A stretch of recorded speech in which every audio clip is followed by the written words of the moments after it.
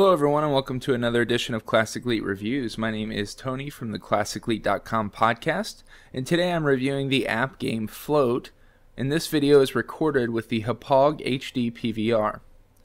Now, this game comes to us from Crawlspace Games. It's a physics-based game, and it's rated #1 in kids games in 38 different countries, so let's see why. Float is a balloon game. And I don't know as a kid if you've ever played that game where you try and keep the balloon in the air without letting it hit the ground, but I played that game a ton when I was a kid, and if you have, you'll definitely understand what Float is all about, except in digital format.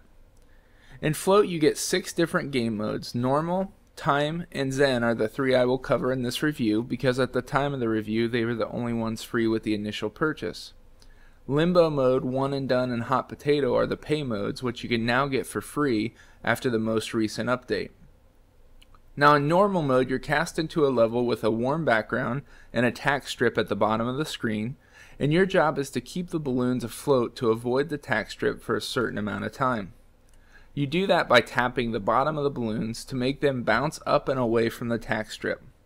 And you can see why this is a great kids game. I mean, what kid doesn't like balloons, pretty colors, and the fact that the levels are pretty easy. So the first few levels are really easy, and I gave it to my 4-year-old and he absolutely loved it. But believe it or not, this is also a game for adults too. The intensity definitely increases in the later levels, and the later levels are very challenging because you have all sorts of balloons in all different shapes and sizes, and you're trying to keep them afloat. The physics of this game are pretty incredible. It was my favorite part of the game for sure. It's amazing how when you tap a balloon, it actually has the effect of tapping a real balloon. And the physics make it bounce in different directions. Now time mode is exactly what it sounds like. You see how many balloons you can keep afloat above the tack strip for the longest time. Zen mode is unique as well. It's kind of a euphoria mode where you just bounce balloons if you feel like it as long as you like. And I guess it's kind of like a balloon nirvana, which doesn't really appeal to me, but some people might really like it. The game is fun, and there's bright colors and nice backgrounds as far as graphics go. And there's also a bonus area at the bottom of every screen. If you keep the balloons afloat in the bonus area, they definitely give you more points.